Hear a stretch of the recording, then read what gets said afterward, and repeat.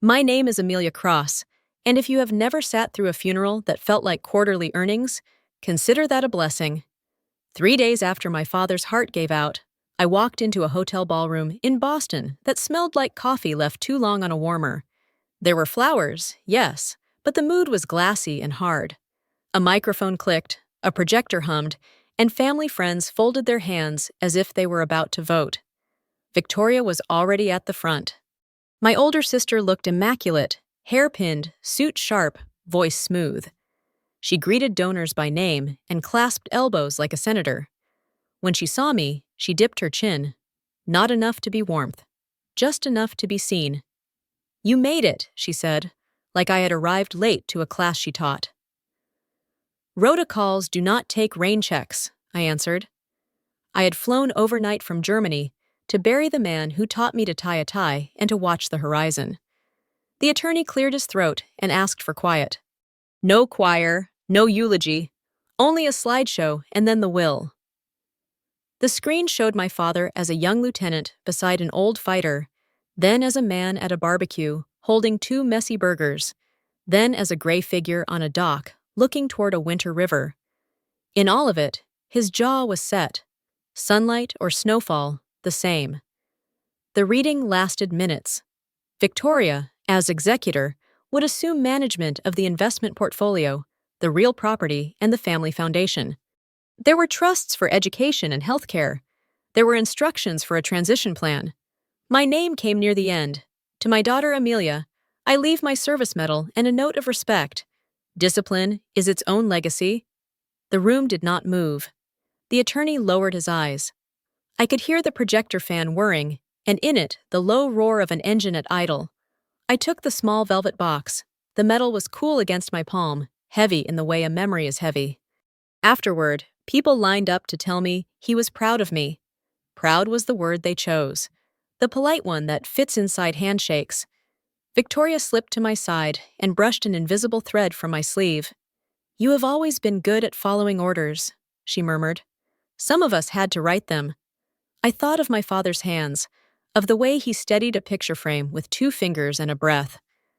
I thought of runway lights and crosswinds and the feeling of taking weight off the ground.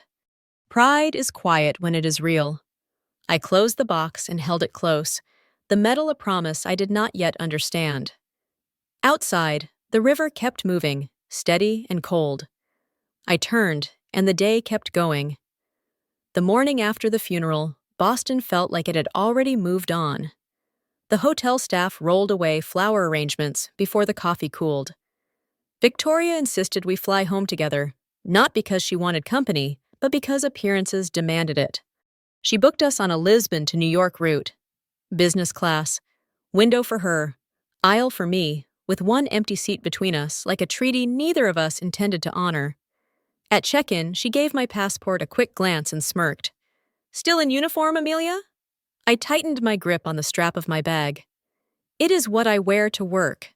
She tilted her head. "Some people carry briefcases. Some people carry sidearms. I suppose both are symbolic." The attendant printed our boarding passes without looking up. On board, the hum of the cabin was steady, almost soothing. Passengers stowed bags. Flight attendants smiled with practiced grace. I slid into the aisle seat, letting my shoulders rest for the first time in 2 days. Victoria opened her tablet before the plane even left the gate. Contracts glowed across the screen, names scrolling like a stock ticker. She liked to be seen working, as if the world might collapse if she took a breath. After takeoff, the seatbelt sign dinged off. She ordered wine before the flight attendant finished the first row. When the glass arrived, she leaned toward me. "Father wanted us to work together, Amelia. He hoped you might grow out of this soldier phase and come home, soldier phase, as if deployments were hobbies and combat hours a line item in a resume." I turned to the in-flight screen, scrolling past movies I would never watch. "Growing up," I said quietly, "does not always look like corner offices and penthouses." Her laugh was soft, rehearsed. "Some of us face reality, others escape it. You have always preferred the second option." I let silence stretch, long enough that she thought she had won. Then she lowered her voice further, the way she did when she wanted to cut deep. You know you are not in the estate anymore. My chest tightened. What are you talking about? She sipped, savored, and smiled. The mental health clause disqualifies beneficiaries with unresolved evaluations. Remember your 3 months after the training accident? I made sure the attorney understood what that meant. Her words landed sharper than any turbulence. She had taken the one moment of weakness in my file and twisted it into exile.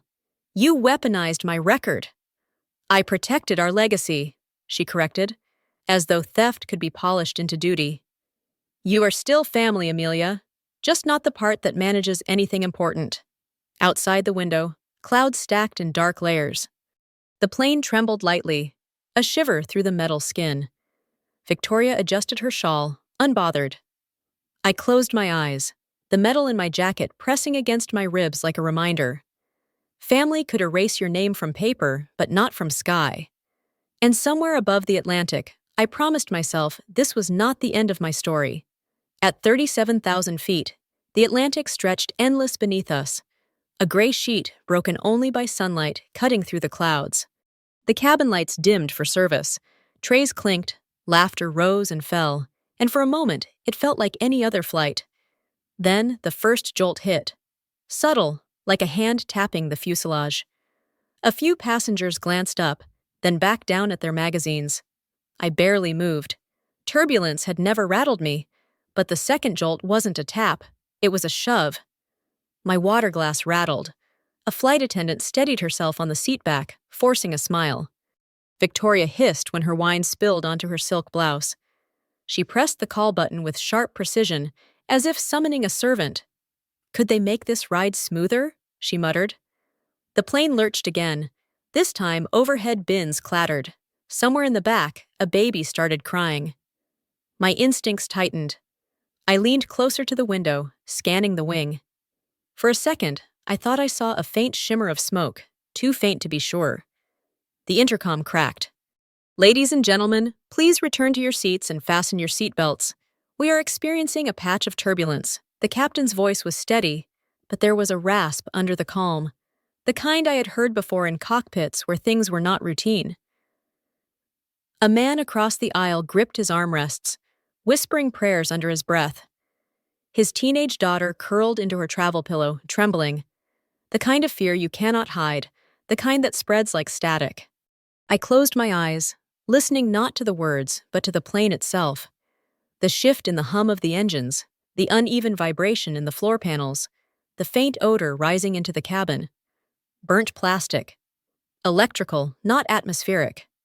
My pulse quickened. Another bang echoed from the right side, metallic and wrong. Passengers gasped. One woman shouted, "What was that?" The lights flickered once, twice, then steadied. Victoria leaned toward me, her voice a dagger wrapped in silk. This is exactly why I never trusted budget crews. Amateur pilots, ex-military dropouts, it is all theater. She smirked, tilting her stained blouse toward me. No offense, of course. My jaw locked. I wanted to answer, but the truth was already louder than any insult. The smell was growing sharper. This wasn't turbulence. This was system failure. The flight attendants hustled down the aisles, eyes wide but voices calm. Sir, please remain seated. Ma'am, seatbelt fastened. Their footsteps moved faster with every new tremor. When the oxygen masks dropped with a hiss, silence swallowed the cabin for half a beat. Then chaos. Passengers scrambled, shouts overlapping. Victoria froze, her mask dangling useless in front of her face. I pulled mine on with one motion, heart pounding steady. This was no longer a flight. This was an emergency. And my training whispered the truth no one wanted to say yet. We were in real trouble. The aisle was chaos. A cart rolled free, cups and napkins spilling across the floor. Children cried into masks too big for their faces. The air had that sharp tang of ozone and fear, a smell you do not forget once you have lived it in combat. A flight attendant stumbled past, clutching the intercom microphone. Her eyes found me. You? Military? She asked, voice trembling. I nodded once. Fighter pilot, what do you need? Relief flooded her face like water breaking through a dam. "The captain's down," she whispered. "Please, come." I unbuckled without hesitation. Victoria's hand shot out, gripping my sleeve. "Amelia, sit down! You will only make it worse." Her tone was cutting, the same one she had used in boardrooms and courtrooms. I shook her off. "Better I make it worse than no one making it better." The cockpit door was ajar, flight attendants trying to shield the panic from passengers. I pushed through. The scene slammed into me like a G-force turn. The captain slumped in his chair, oxygen mask askew, eyes glassy. His hands twitched over the throttle, but didn't move. The first officer, barely 30, name tag Stokes, was pale, drenched in sweat. One hand fighting the yoke, the other clawing at the checklist spilling from the printer. Warning horns screamed, red lights flashing across the panel. Hydraulic pressure low. Engine 2 fire. Autopilot disengaged. I slid into the right seat. "Move," I told Stokes. He blinked, startled, but there was no time for protocol. I repeated, sharper, "Move!" He released the yoke like it burned. I took it, muscle memory flooding back. The aircraft bucked like a wounded animal. "Talk to me," I ordered. He stammered. "Engine fire starboard side. Hydraulic system partially unresponsive. Captain unfit. No autopilot. No clear vector." His voice cracked on the last word. I steadied the yoke with both hands. The plane resisted, sluggish, unbalanced, but it listened.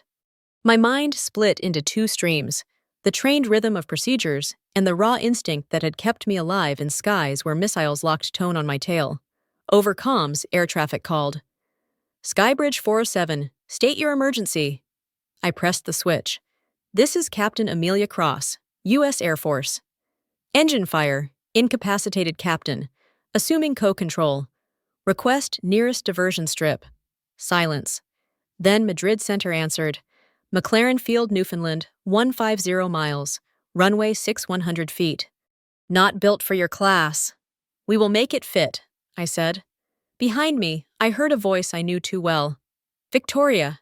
She had followed, standing in the doorway, eyes wide, face pale. "You cannot be serious, Amelia. You are not licensed for this. Tell them to stop you." I didn't turn. My focus stayed locked on the trembling instruments, the shudder of the fuselage, the drop of altitude too steep to ignore. "Not now, Victoria," I muttered. "Not when 300 lives depend on someone staying calm." And for the first time in years, I felt what my father must have meant. Discipline is its own legacy. The cabin behind us was unraveling. Shouts overlapped. Children cried. Prayers rose like smoke. The oxygen masks dangled loose for those too panicked to use them properly. Every jolt sent a ripple of terror through the rows. I kept my eyes on the controls. Nose steady, trim adjusted manually. Hydraulic backup sluggish, but responsive enough to hold altitude. Stokes rattled off readings, voice trembling but trying to stay useful. "Fuel dump in progress. Crossfeed open. Engine 2 completely out." The intercom clicked with a burst of static. A flight attendant's voice broke through, high-pitched with fear. "Ladies and gentlemen, please remain calm. We have trained personnel assisting in the cockpit." The words cracked like brittle glass. Then came Victoria's voice, sharp, loud, impossible to ignore. She stood just beyond the cockpit door, arms folded, projecting for every passenger to hear. "Do not be fooled. She is not certified to fly a commercial jet. She is unstable. This is reckless." Gasps followed. Phones were raised. I could feel the weight of eyes on my back, the judgment pouring through thin metal and fabric. Stokes glanced at me, panic flickering. "Should we—" "Ignore her," I said flatly. "Focus!" But Victoria doubled down. She turned to the nearest rows, voice dripping contempt. "She has a history, post-trauma evaluations, military leave, unstable behavior. My father removed her from our family trust for a reason. And now you want her hands on this aircraft?" The sting hit, not because it was true, but because she had sharpened it for years, saving it for the perfect moment. Around her, passengers began whispering, doubt infecting already frayed nerves. I pressed the comms. Madrid Center, confirm diversion strip coordinates. My voice cut clean through the static. The control tower replied, firm and clear, coordinates locked, emergency crews standing by. That steadied me. Facts, not fear. The co-pilot cleared his throat. For the record, he said into the open cabin mic, without her, we would already be in the ocean. His words carried, deliberate, slicing through Victoria's poison. The plane jolted again, a sharp dip that knocked trays free. Screams rose, then hushed when I corrected the descent with a heavy pull. Not elegant, but stable. I toggled the PA myself. This is Captain Amelia Cross, United States Air Force. I have assumed co-control with First Officer Stokes. We are stabilizing. We are diverting. Remain seated. Remain calm. The cabin fell quiet. No applause, no cheers, just the heavy breathing of 300 people realizing the truth. They were alive because someone had taken charge. Behind me, I finally heard silence from Victoria. For once, her words failed, but I knew silence did not mean surrender. She was already calculating, and in the pit of my stomach, I understood. Surviving the landing might not be the hardest part. Through the windshield, the ocean was a smear of slate gray, broken by a distant edge of land. Fog clung low, swallowing the horizon. McLaren Field, 6,100 feet of concrete that looked more like a driveway than a runway. Not built for this class of aircraft. Not built for mistakes. Stokes read off numbers, voice clipped and fast. Altitude 14,000. Speed 240 knots. Fuel dump incomplete. We are still too heavy. We do not have the luxury of circling, I replied. One pass, one shot. The yoke fought me like a stubborn animal, heavy with drag, hydraulics sluggish. I eased power, then cut it sharply. The left engine coughed but held, whining like it hated me. The right side was dead weight. Cabin warnings chirped. Ground proximity alerts screeched like angry birds. Behind me, passengers braced, hands locked in silent prayers. The boy with the Nuggets hoodie had his daughter's head pressed into his shoulder, eyes shut tight. The runway appeared, thin and short, lined with emergency vehicles and flashing lights. Stokes muttered under his breath, "Too hot, too fast, we will overshoot." "Not if we bleed speed here," I said. I pulled throttle to idle, pitched the nose just high enough to catch drag. The aircraft wobbled, the stall warning blared. "Ignore it. Just ride the line." Stokes slammed the gear lever. The wheels groaned into place, hydraulics grinding like bone on stone. Green light, locked. That was all we were going to get. "Brace call," I ordered. He hesitated. "Do it!" The intercom snapped on. "Ladies and gentlemen, brace! Brace for impact. Repeat, brace." In the cabin, a ripple of motion. Passengers folded forward, faces pressed to knees, masks tugged tight. A collective silence thicker than prayer. I adjusted trim manually, fingers slick with sweat. The yoke shuddered, but I held it steady. At 500 feet, the plane dropped faster than it should. I yanked back, praying the nose would not pitch too high. At 200 feet, I made the call only combat hours could justify. "Cut the last engine." Stokes' head snapped toward me. "You just killed thrust!" I forced glide mode. If we touched down under power, we would bounce, cartwheel, and die. On silence, we had one clean shot. The ground rose to meet us.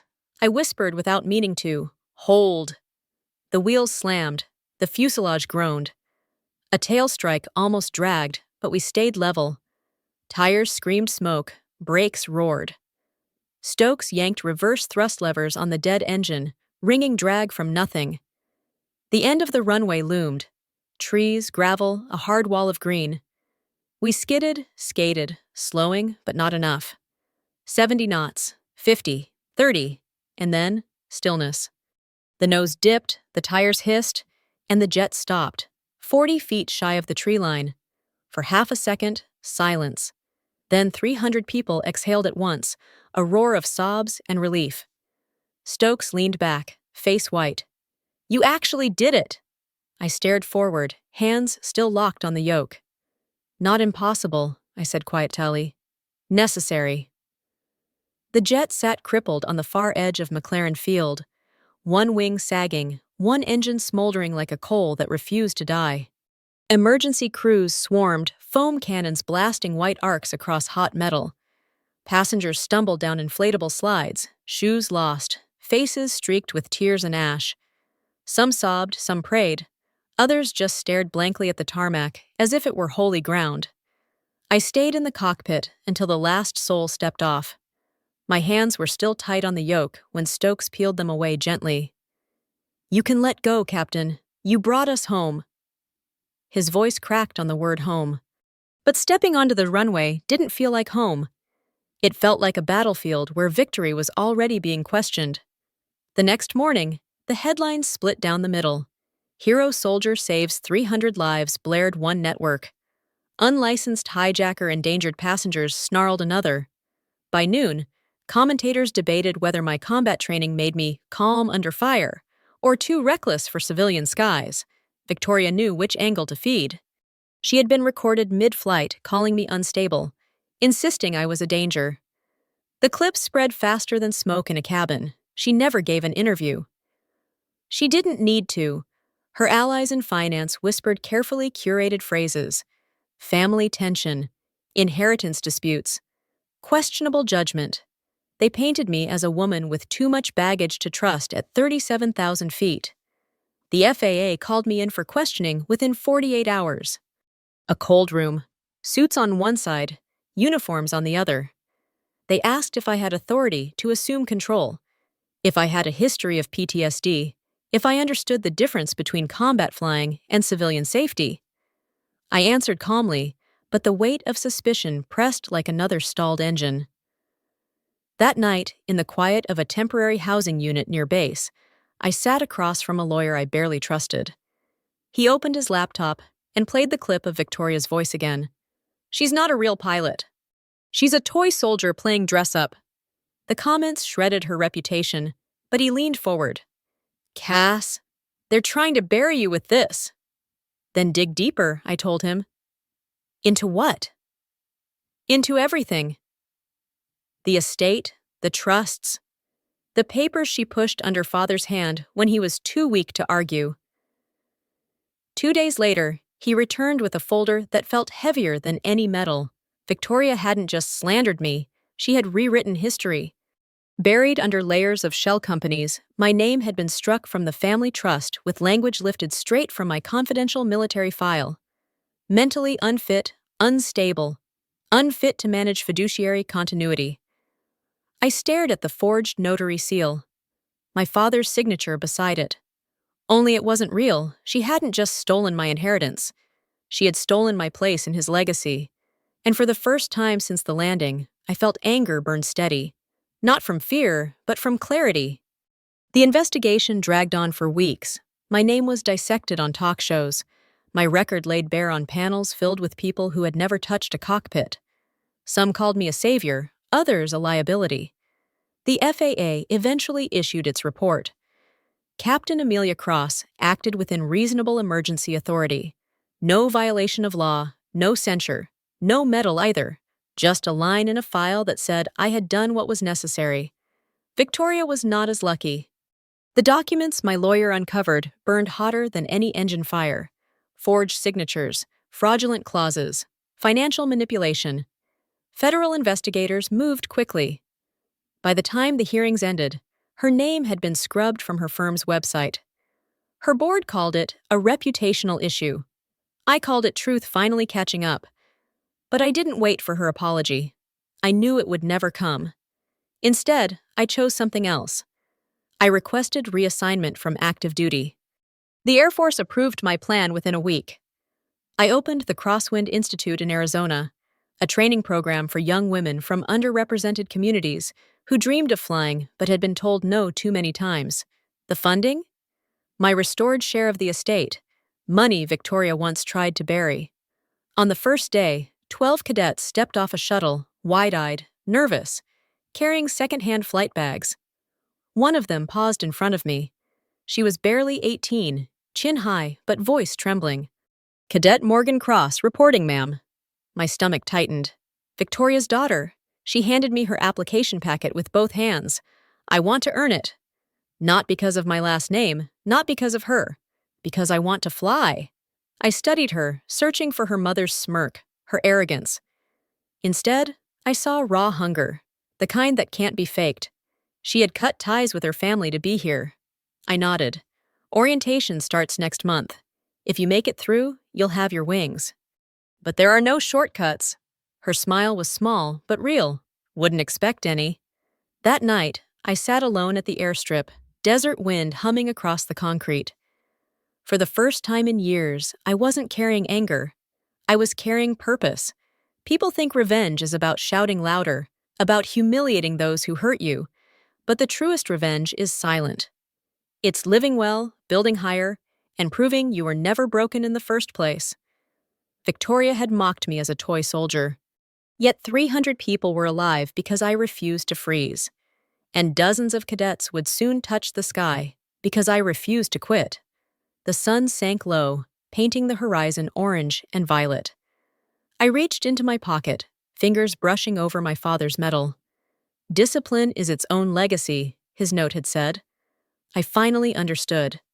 It wasn't about the estate or the money. It was about carrying a standard forward when others tried to erase it. I stood, watching the cadets laugh by the hangar, their futures wide as the desert sky. For the first time, I felt free. Because the sky doesn't belong to those who mock. It belongs to those who dare to fly higher.